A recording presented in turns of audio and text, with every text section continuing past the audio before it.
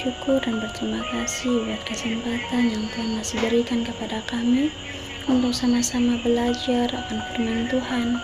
Untuk itu Tuhan, Engkau berkati kami, Roh Kudus pimpin kami, supaya ketika kami membaca dan merenungkan akan firman Tuhan, kami dapat dimampukan untuk melakukannya dalam hidup kami hari lepas hari.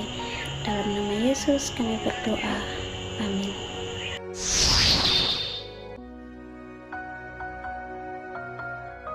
Shalom teman-teman pemuda yang dikasihi Tuhan.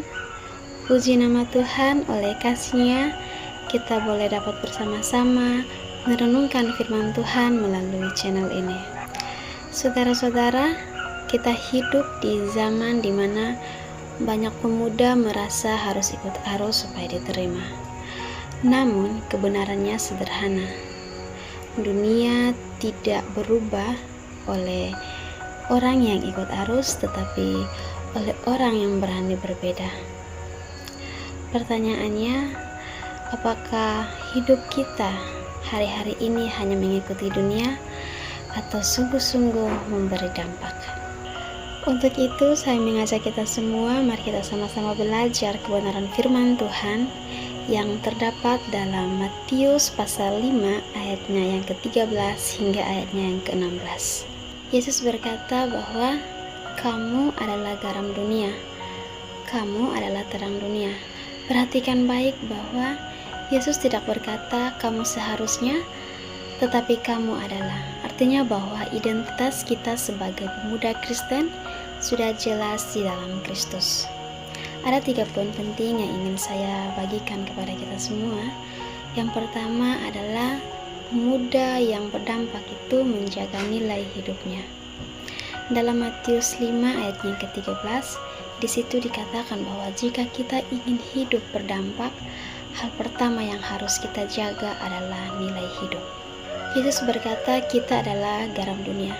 Garam itu memberi rasa dan mencegah kerusakan. Sebagai pemuda Kristen, kita dipanggil untuk hidup jujur di tengah budaya bohong, hidup jujur di tengah dunia yang penuh dusta, hidup benar di tengah kompromi. Ketika kita berkompromi demi diterima, maka kita akan kehilangan pengaruh. Pemuda yang berdampak adalah pemuda yang setia pada nilai Tuhan. Poin yang kedua, pemuda yang berdampak menjadi terang Kristus. Dalam Matius 5 ayat 14-15, di situ dikatakan bahwa setelah garam, Yesus berkata kita adalah terang dunia. Terang kita tidak bisa disembunyikan. Menjadi terang bukan soal kata-kata, tetapi hidup yang mencerminkan Kristus dalam sikap, dalam perkataan, dan dalam tindakan kita. Kadang menjadi terang membuat kita berbeda dan tidak populer. Namun justru melalui hidup yang konsisten, orang lain bisa melihat Tuhan melalui hidup kita. Poin yang ketiga, pemuda yang berdampak hidup untuk memuliakan Tuhan.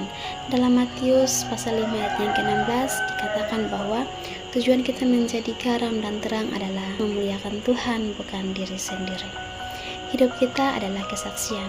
Setiap keputusan benar yang kita ambil adalah kesempatan bagi orang lain melihat Kristus di dalam hidup kita. Jadi, saudara-saudara pemuda-pemudi yang dikasihi Tuhan, dunia tidak membutuhkan pemuda yang sama seperti dunia. Akan tetapi dunia membutuhkan pemuda yang berani berbeda demi Tuhan. Jika hidup kita mulai tawar, Tuhan sanggup memulihkan. Jika terang kita mulai redup, Tuhan sanggup menyalakannya kembali. Untuk itu mari kita hidup sebagai pemuda yang berdampak dan memuliakan Tuhan. Mari kita berdoa.